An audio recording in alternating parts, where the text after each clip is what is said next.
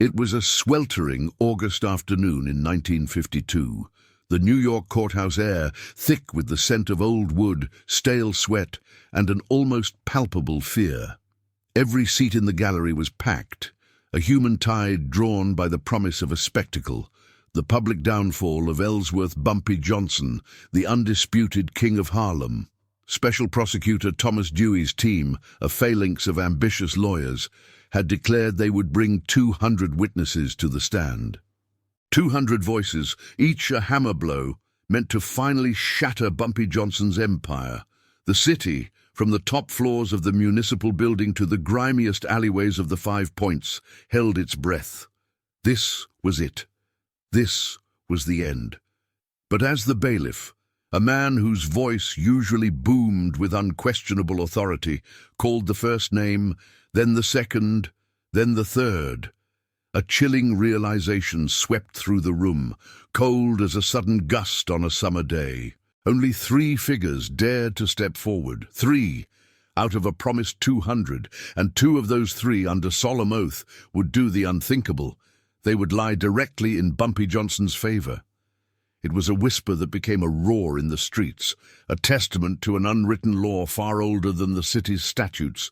You don't cross the man who feeds your block. How did a man facing a mountain of evidence, a man the city's most powerful prosecutor swore to bury, turn a public spectacle of his downfall into the greatest display of his untouchable power? What unseen strings were pulled, what unspoken deals were struck that made 197 people vanish into thin air and 2 others risk perjury for the godfather of Harlem? This wasn't just about a numbers racket or a few drug peddlers. This was about control. This was about the invisible architecture of power that governed a city beneath the veneer of law and order. To truly grasp the invisible architecture of that day, we must first understand the man at its center and the city he commanded. The post-war boom of the 1950s had transformed New York, but nowhere was that transformation more vibrant, more complex, and more fiercely contested than in Harlem. It was an ecosystem unto itself, a swirling vortex of culture, commerce, and aspiration. And at its apex, both predator and reluctant protector, stood Bumpy Johnson. He controlled the illegal gambling, the narcotics that flowed through its veins, and even, through a labyrinthine network of favors and fear, a significant portion of its legitimate businesses. For figures like Prosecutor Dewey, Bumpy was a blight, a symbol of unchecked criminal power that threatened the very fabric of the metropolis. But for many in Harlem, Bumpy was a necessary evil, sometimes even a benefactor, a man who kept a fragile peace, provided jobs where official channels failed, and ensured a certain order that the city often overlooked. What was truly at stake was the soul of Harlem, and who would ultimately dictate its future, the establishment or the street. Ellsworth Johnson, known simply as Bumpy, was more than a gangster. He was a strategist whose mind was sharper than any blade, whose reputation for fair dealing within his own brutal code and ruthless retribution was legendary. He understood the pulse of Harlem better than any politician, and his network ran deeper than the city's subway lines. He was dangerous because he played the long game, anticipating moves and exploiting weaknesses before they even surfaced. His antagonist, Special Prosecutor Thomas Dewey, was a man of ambition and a genuine desire to clean up the city. But he was also keenly aware of the political capital gained from bringing down a figure like Bumpy. His power came from the state, from the law, and from seemingly endless resources. Dewey was dangerous because he represented a system Bumpy could not simply outmuscle, a system designed to crush. Then there was Salvatore "Sal" Rossi, a mid-level enforcer, a numbers runner who had been caught in a vice raid months prior. Sal, cornered and desperate, had flipped, agreeing to testify against Bumpy in exchange for immunity. His weakness was profound. A sick daughter requiring expensive medical care, and a deep-seated, paralyzing fear of what Bumpy could do to his family. Sal was dangerous, not for his physical prowess, but because he held intimate knowledge of Bumpy's operations, knowledge that could unravel everything. He was the prosecution's golden key. The initial raids were swift and brutal, a coordinated strike that echoed through Harlem like a thunderclap. Dozens of Bumpy's men were rounded up in a single surgical sweep. The prosecutor's office, confident in their victory, leaked snippets to the press. The biggest takedown in Harlem history. The headlines screamed Bumpy's inevitable demise. The public expected his reign to end, convinced that this time he was truly finished. Bumpy, however, seemed unconcerned. He continued his routine, visiting his favorite jazz clubs, holding court at his regular table at the Cotton Club. But behind that stoic facade, behind the cool gaze and the quiet smile, he was calculating every angle, every move. The threat felt absolute, the evidence insurmountable, yet Bumpy remained outwardly unperturbed. His lieutenants, however, scrambled, panicking as the net closed tighter. Whispers of defection, of men cutting deals, began to snake through the underworld, but Bumpy himself was eerily calm, a still point in a gathering storm. He dispatched his most trusted men, not to threaten, not to coerce with violence, but to talk, to remind people of favors, of protection, of shared history.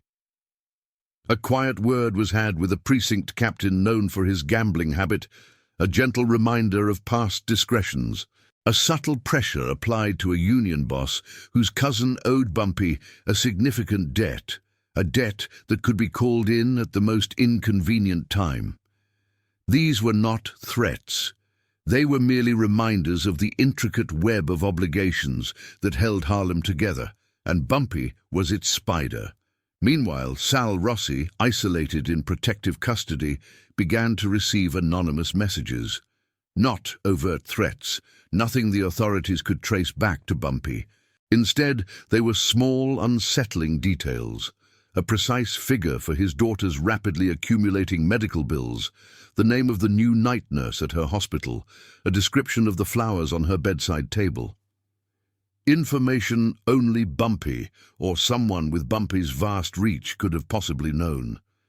Each message, seemingly innocuous, chipped away at Sal's resolve. A silent promise of pervasive influence, a chilling reminder that no wall, no protective custody could truly shield his family. Then came a small error by the prosecution. Perhaps a procedural misstep, a technicality, or an overzealous raid that skirted the edges of someone's constitutional rights. It was a tiny crack in the armor, a legal loophole Bumpy could exploit, a thread he could tug. The prosecutor, confident in his 200 witnesses, dismissed these small tremors as Bumpy's last desperate gasps. He couldn't have been more wrong. The trial began. The air in the courtroom, already thick with expectation, grew heavy as the first few witnesses called by the prosecution took the stand. They were low-level operators, caught in the dragnet, their faces etched with fear and uncertainty. Under cross-examination, their stories crumbled, full of convenient holes. Their memories became impossibly hazy. Each faltering testimony was a subtle tremor, shaking the foundation of the prosecution's seemingly unshakable case. Prosecutor Dewey, his brow furrowed, dismissed it as early jitters, confident that the real game-changer was yet to come. Then came the moment of truth for Sal Rossi. The courtroom held its collective breath. Sal, pale and visibly trembling, was led to the witness stand. The prosecutor, a triumphant smile beginning to form on his face, introduced him as the key, the man who would finally unravel Bumpy Johnson's intricate web. Sal avoided looking at Bumpy as he was sworn in, his voice barely a whisper. The anonymous messages, the chilling details about his daughter's bedside, had done their work. He was caught between an unyielding legal system and an invisible, pervasive force. The prosecutor began his questioning, guiding Sal through the carefully constructed narrative of Bumpy's operations. Sal's answers were hesitant, his gaze fixed on some distant point.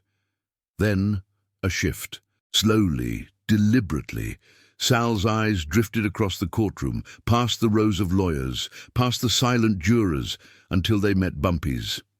Bumpy, seated at the defense table, offered nothing but a calm, unwavering stare. Then a barely perceptible nod. Not a threat, not an instruction, just a nod, an acknowledgement, a silent confirmation of understanding. In that instant, Sal Rossi made his choice. He turned back to the prosecutor, his voice suddenly stronger, though still strained. He took a deep breath. "Sir," Sal said, his words cutting through the hushed courtroom like a razor, "I was coerced. The police, they fabricated my entire statement. They pressured me. My family was threatened." The prosecutor's triumphant smile evaporated, replaced by a mask of furious disbelief. The courtroom erupted, gasps, murmurs, the gavel pounding for order. Dewey was on his feet, shouting objections, demanding an explanation.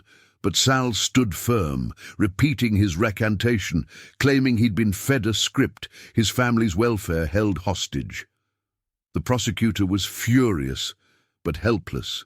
The golden key had just snapped in the lock, but the real shock was yet to come. The remaining 197 witnesses on Dewey's list, they simply didn't show up.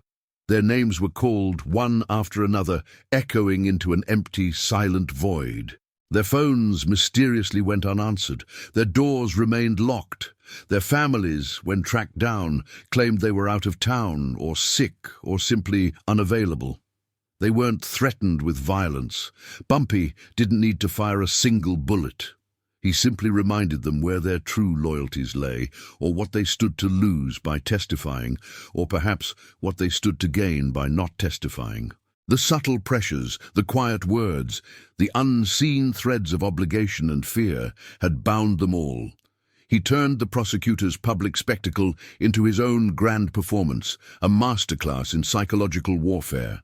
The empty witness stand, meant to be a symbol of justice, became instead a stark, silent monument to Bumpy's invisible power.